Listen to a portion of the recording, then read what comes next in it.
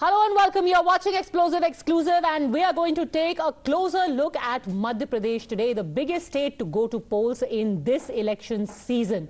Of course, it's all set to go down to the wire. Times Now ETG survey has predicted a neck-and-neck fight with a slight edge to the Congress. So what is the real story behind the predictions? Let's get started right away. The set of questions that we asked to the people who were surveyed by ETG in Madhya Pradesh.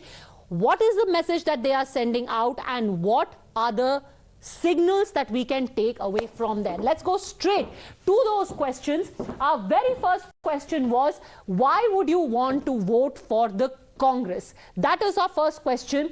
10% said it is because of the Chief Minister's face, but 49% said it's anti-incumbency. A promise of the old pension scheme was 18%, and a traditional voter decided to stand by the Congress. So 23% said that they are traditional voters and they want to continue with the Congress. Thoughts on that, Tushar?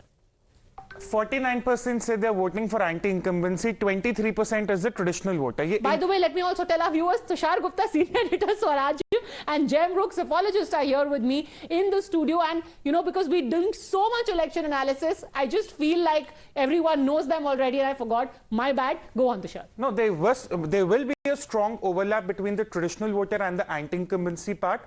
But given the numbers that are coming out of the exit polls, I don't think anti-incumbency is any longer a factor. There was some fatigue against the sitting chief minister. There was some fatigue with the BJP government, which has been running the state for the past 18 years. But I think the Ladli Behna Yojana, that has arrested that fatigue to a very large extent. The 23% traditional voter sort of explains itself, because even if you look at the Congress potential vote share, it's not going down below 40%. So the traditional vote share is with the Congress, but Kamal Nath factor, the CM face factor, that's just not getting the Congress the momentum they would have hoped for after 18 years of BJP. Jeruk, do you think that the anti-incumbency has been effectively handled? By the BJP? By the BJP. I think the fact that they relegated Mr. Shivraj Singh Chauhan to the background, not naming him as a candidate, the fact that he himself acquiesced in one of his meetings that, you know, I might not be the CM again. मैं जाऊंगा तो बहुत याद आऊंगा. याद आऊंगा, right? So I think the BJP would have surveyed this same number. But then do you think it is a given in everyone's mind that if the BJP was to win, Shivraj Singh Chauhan will not be the chief minister? No, what was very clear is that BJP is fighting under the leadership of the Prime Minister.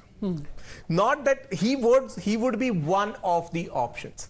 You know, much like even if you look at just let's not forget 2022 Uttar Pradesh. I mean, for some time there was a speculation that, you know, even Mr. Adityanath is not being backed. It was only towards the end By that he who? was... Who had this speculation that Yogi Adityanath is not being backed? I mean, come on. I mean, I remember that picture where the Prime Minister was strolling down a corridor in Lucknow with his hand on Adityanath's shoulder. Yeah, that's when the speculation... That's when the speculations were put to rest. But yes, look at the fight. But the key is the messaging. The speculation is a creation of the perception managers. The key is the messaging that they want. But you know, the thing is, this is a double-edged sword.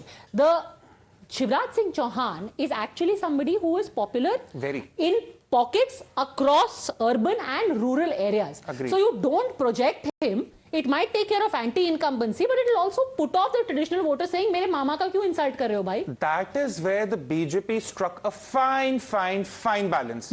They kept Shivraj Singh Chauhan in the background. The Prime Minister took the lead. There were ministers fielded who went from the centre, the Gwalior-Chambal region. But Padmaja on the ground, which is that one welfare program that made maximum difference amongst the women voters. It was the one that was launched by Shivraj Singh Chauhan. So even while they did not have him at the forefront, not as the face of the campaign, it was his welfare program that actually helped BJP bridge that gap between 80 seats and 110 seats. It's interesting you say that, because we also asked the people, why would you vote for the BJP? And the answer to that, surprisingly, is 12% said Hindutva, actually 36% said Hindutva, 19% said the face of the Prime Minister, then you had 19% say nationalism, and only 26% said the Ladli Behna scheme. Only 26%. But But Padmaja, that's a Mahakal very nice factor, way. the Mahakal factor. But Mahakal factor was supposed to go against them because, you know, Rahul Gandhi, Priyanka Gandhi kept saying कि आपने Mahakal corridor बनाया, वहाँ पे इतना घपला था, सब कुछ टूट के गिर गया. No. So this is also, I'll give you an example. This is happening in Ujjain, this is happening in the entire region. The economy, the tourism economy is now helping the local population. A similar phenomena is being witnessed in Banaras also, it's being witnessed in Lucknow also, which is in vicinity of Ayodhya. People do have the reservations when such corridors are built, but once they are built, when the footfall increases, they back such programs. The economy in the region has really witnessed an upsurge. So 36%, the Hindutva factor is actually a lot coming from Ujjain also. And of course, BJP traditionally has a very strong Hindutva base in Madhya Pradesh. No, and that was the original, you know, the crucible of Janasangh, It's as a it crucible were. of Janasangh. Now look at these numbers. That's where the beautiful, I mean, the math fits in very well. 36 plus 19 is 55. Okay, just the previous slide border was 36 plus 19 is 55. Okay, this is actually close to the Lok Sabha vote share of the BJP, close to 59-60. Okay, 26, yeah, is a scheme that is specifically associated with the incumbent chief minister. So in a way, it shows a scale of map between the prime ministerial or the central leadership and the chief ministerial leadership. Clearly, the anti-incumbency against that 26 was what they are seeking to offset with this 55. But hold on a second, that doesn't make sense. If 55% are going to the BJP, then how is Congress got its nose ahead in No, Madhya not Pradesh? the BJP. I'm talking of the appeal. This is a breakup of the appeal of the BJP, right? So most of it is due to the Hindutva mascot and the prime ministerial candidate. All right, of the people who are voting for the BJP, Yeah, 55% are doing because of Hindutva and the appeal of the... Absolutely. So what happens is, whatever anti-incumbency is there against this 26%, it's like a quarter of that huge BJP vote, which you're trying to offset that anti-incumbency by relegating the chief ministerial candidate behind. Okay, let's get in Tehseen Poonawala as well. Welcome, Tehseen. Thanks for joining us. Sorry, Tushar, you wanted to say something. Look, again, you look at the 36 plus 19%, we're looking at 55, another 19, 74%. Even in 2018, BJP was not displaced completely from the state. They lost it, but their vote share was intact. So I think within the BJP surveys, the understanding would have been that we'll get the nationalism and the Modi factor and then the Hitwa sorted. The problem was that last 26%, that was the last mile, which was the most difficult for the BJP and which might prove to be the most difficult for the Congress on December 3.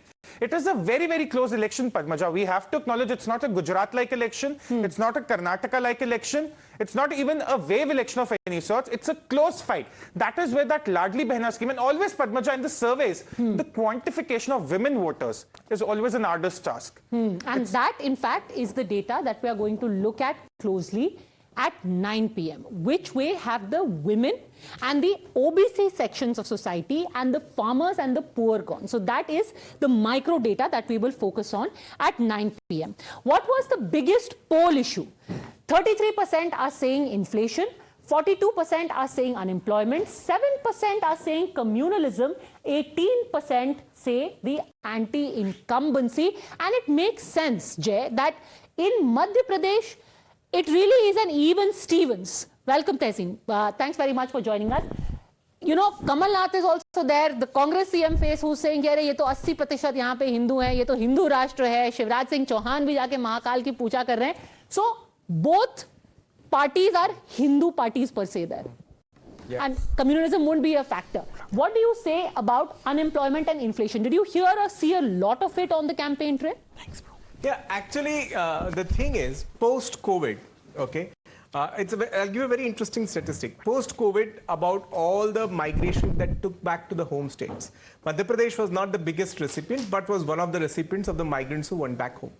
Many of them, about 20 to 25% of them, have not gone back to the urban areas to work. So there is a sort of, a pool in the rural areas, which is not exactly unemployed, but quasi-self-employed.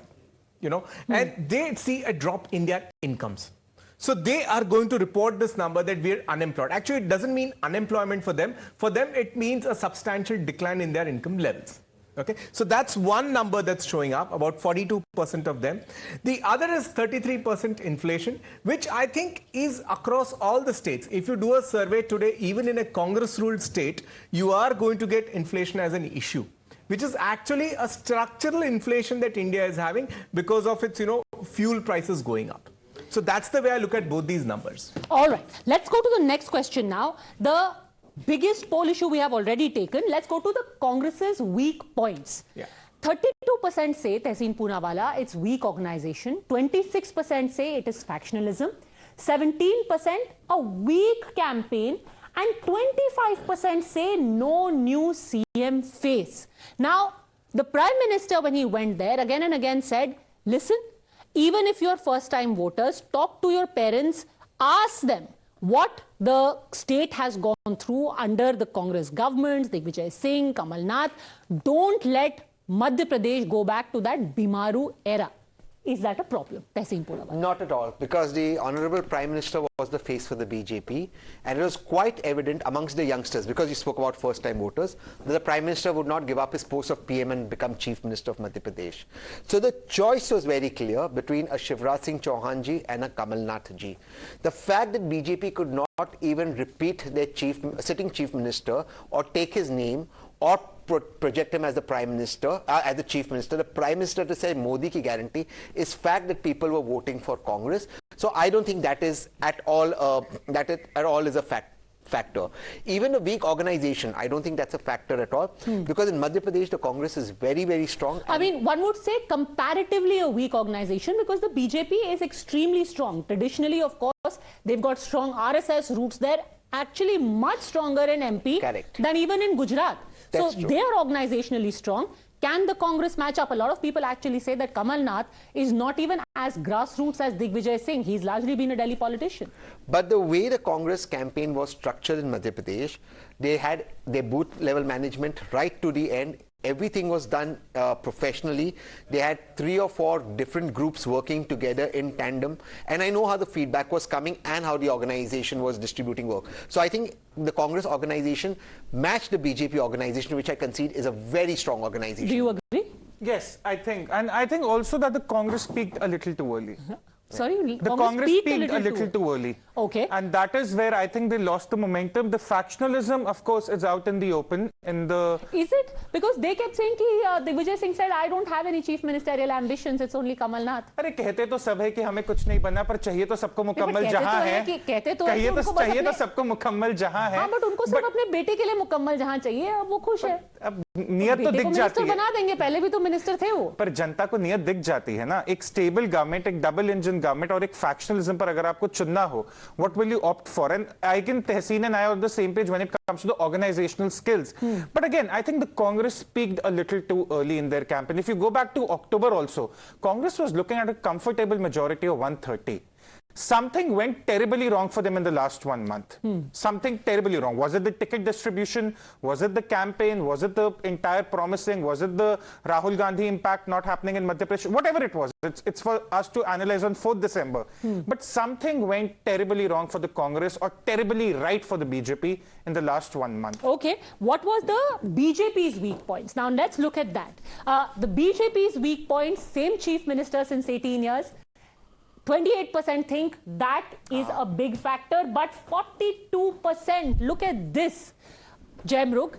Again, disillusionment with MLAs was 42% the factor here. The question is, has it been offset enough with the changes that were done and the fielding of the members of parliament and people like Kailash Vijaywargiya? Yeah. Now let's go back 5 years. 2018 itself, when most of the polls showed that the Congress was on a comeback trail, it's a very close election. At that point of time, the BJP tried to de-risk itself by not changing too many incumbent MLAs. So in a way, this is a pent-up anti-incumbency against the MLAs, which is coming up in that huge number, because even in 18, not a big risk was taken. Now, the fact that many ministers were made to contest elections, yes, disillusion with MLAs. You also have to understand one very important grim factor of Indian politics, that the more de-industrialized a state, that much more patronage seeking is done by the MLAs through the government soft infrastructure, whatever the government offers.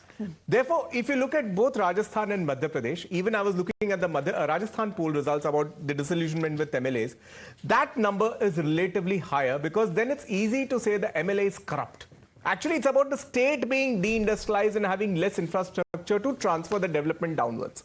So that's, again, a structural problem that's reflecting there with the high percentage. So this basically was the Prime Minister's model, perhaps, of how he wants to see the election being run for next year, where he said, I am going to manage everything. Yeah. 2018 was completely Shivraj Singh Chauhan's game. He was doing the yatra.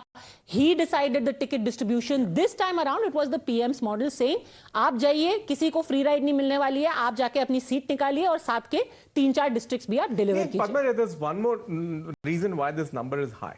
The current model with which the BJP works, where the leader has a very tall persona. Even, let's not forget, both Shivraj Singh Chauhan and Ms. Vasundhara Raje, they're product of the gubernatorial campaigns of the BJP in 2003. These are the guys. It's a presidential election, right? Now, one side effect of such gubernatorial campaigns is that the people at large don't tend to blame the leader who's fought with that gubernatorial position, but they tend to put everything on the MLAs. Oh, these guys don't work. That guy on the top is good. Right? So that's one more reason all the anger that is pent up simply comes out at that level, at the MLA level. Okay, but is it also coming out at Shivraj Singh Chauhan? Rate Shivraj Singh Chauhan's tenure is the question we asked. 54% Tehseen Poonawalla are saying it was good.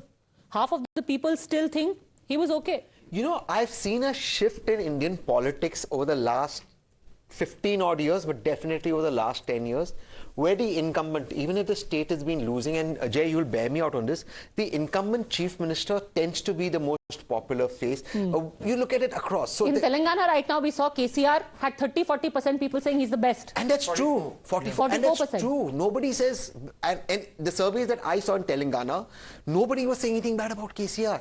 So that has become a phenomenon of Indian politics.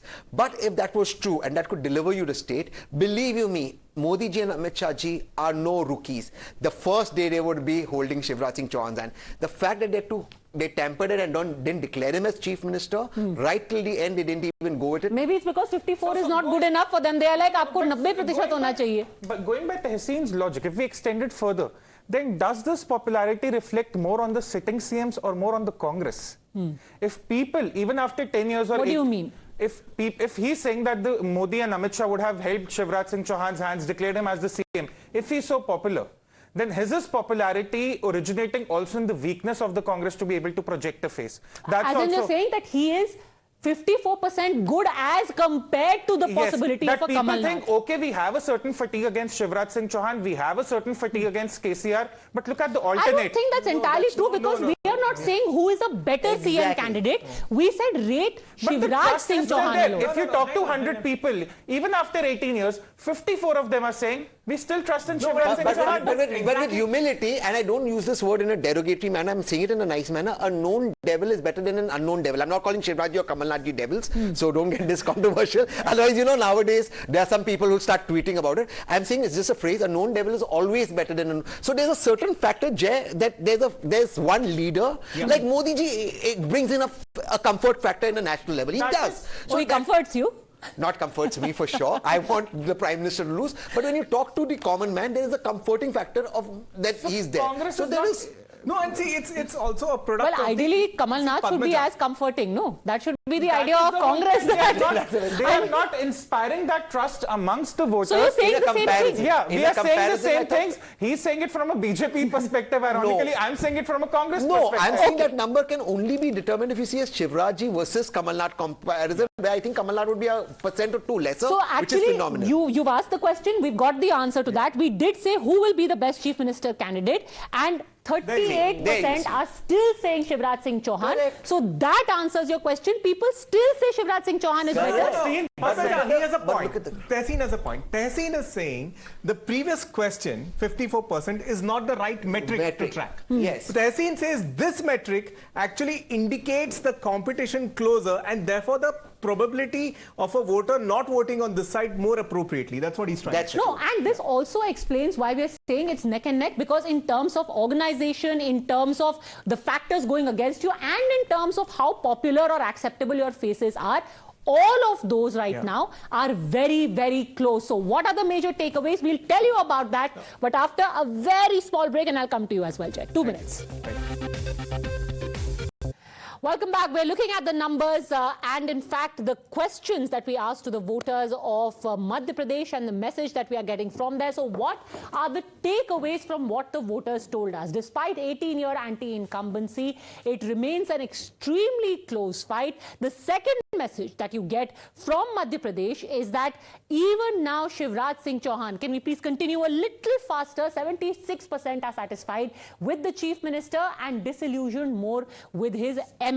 So the face itself, the main face remains quite popular even now. The third message that we are getting from Madhya Pradesh is unemployment is a key cause of disenchantment. And this will be taken note of by all parties because this is something that we saw in common in Telangana, which worked against KCR, at least as of now, and also in Madhya Pradesh. BJP's women-centric schemes and Hindutva plank remain very, very popular. Thoughts about this? You agree with the takeaways? No. You don't agree? No. Women's schemes are not working? No, I firmly believe that the Congress is winning Madhya Pradesh, and the women-centric ideas, I believe, will absolutely not work.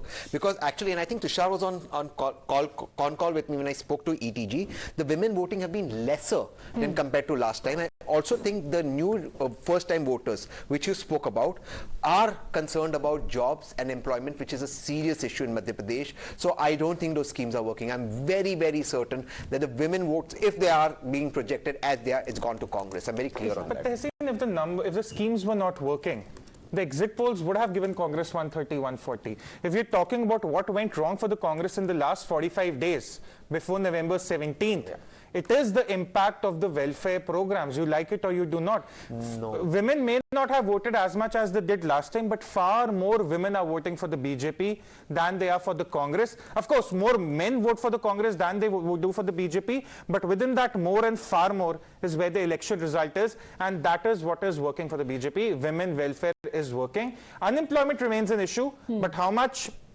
I think what went wrong for the Congress, or where the Congress missed the bus, was the OBC reservation issue in Madhya Pradesh, which should not strike a chord, simply because Shivraj Singh Chauhan ji, before him Gaur Saab, and before him Uma Bharti ji were all OBC chief ministers. I think that in Madhya Pradesh was not as much of a factor. Plus the Vindhyale area is a very strong Congress voter. It's the upper caste, which I think... Vindhya has traditionally been the BJP bastion, right? And they were very upset with Shivraj Singh Chauhan ji, which was where Congress could have gained tremendous gains. We saw that in the 3 months ago. They lost that gains with the OBC coming in. Those were upper caste voters where Congress were gaining, and they lost that. I'll bridge the gap between the two of you, what you're talking.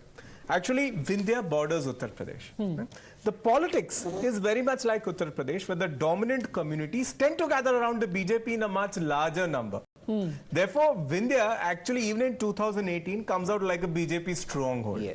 And he's Let's saying... actually pull up a map of Madhya Pradesh so we'll be able to tell our viewers what is this region that we are talking of. And what Tehseen is saying is that there would have been a momentum yet in favor of the Congress going away from the Uttar Pradesh type pattern had it not raked up the OBC issue. So why is the Congress so hung up on this OBC caste census? You know, across the board, it doesn't seem to have found resonance. Point number one. Point number two, people can see through this kind of hypocrisy. People will just turn around and say, "Bhai, आपने छत्तीसगढ़ में करा के रखा हुआ है, हमें data दे दो. आपने कर्नाटका में करा के रखा हुआ है, हमें डेटा आप दे नहीं रहे हो." So, you know, you're not really sincere about it because you have the caste census. I tell you what it is. It's like a new ism. After the Karnataka election, I won't go down to naming the people like Mr. Duggal or somebody who refers to I refer to as Duggal Saab. Okay. So people like those. Mr. Duggal, who's a farming expert, then is also a psychologist. One day then he's also about communal harmony. Now such people have spun a narrative, and Mr. Gandhi has unfortunately consumed that narrative. He was also part of Bharat Jodo. Yeah. Oh God. That the victory in Karnataka is because of the narrative around the lower end of the pyramid. And that's where he's caught on from. If you look at all his statements of Jitni Abadi Utna, they start but is it really him, or rather it is Nitish Kumar, Lalu Prasad who are telling Rahul Gandhi that, oh, you know, because it works in Bihar. Yeah. It works in Bihar. But does it work in Telangana? Does it work in Rajasthan? It's not. I am not too certain that OBCs are still voting more for the BJP than they are voting for the Congress. Exactly. And someone is not telling Rahul Gandhi a simple thing. OBCs together do not vote towards one party. They are a heterogeneous group. amalgamation of a lot of heterogeneous groups. So when you go to them and say jitni abadi utna haq, you're not helping them, you're confusing them. And the funny thing is that in Telangana, since we're talking across states, it actually worked against the Congress, because there the OBCs have completely, see, it's not just a heterogeneous group.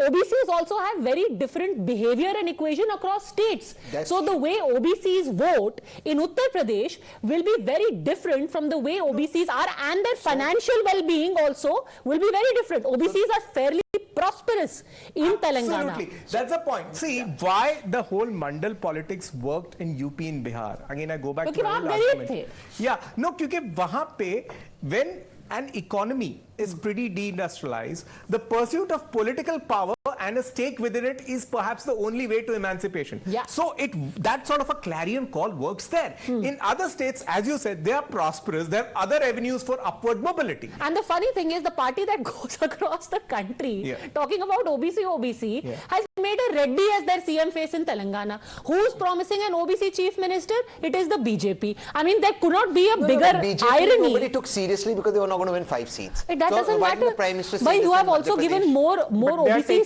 candidates. But you are not. Anyhow, since we're talking about the regions, I will quickly show before we go into a break and we come back with the Chhattisgarh questions. What was the regions that we were going to that we were talking about? This here is Vindhya. Look at this. This is Bundelkhand, Chambal and Vindhya. Bundelkhand and especially Vindhya, closest, is the closest to Uttar Pradesh. It sort of mirrors that sort of politics where there is a all-block community consolidation behind the BJP at one end of the spectrum and behind the other parties at the other end of the spectrum. So this, as well as to a great extent now, this tends to be a natural BJP hold. That's what happens. Do you think Yogi Adityanath in Uttar Pradesh has actually changed the voting patterns in the border areas of Madhya Pradesh? No, this has been there even before him, to be honest. This sort of a voting pattern was witnessed even before 2017. Okay, we will see on the 3rd of December, but then we will turn our focus in 2 minutes to Chhattisgarh. I'm taking a very quick break. Most people are right now predicting an absolute sweep for the Congress in Chhattisgarh, but is that really the case? Why is it that even now there are MLAs who are being prepped to fly out to Bengaluru from Raipur? We'll talk about that on the other side of a quick break.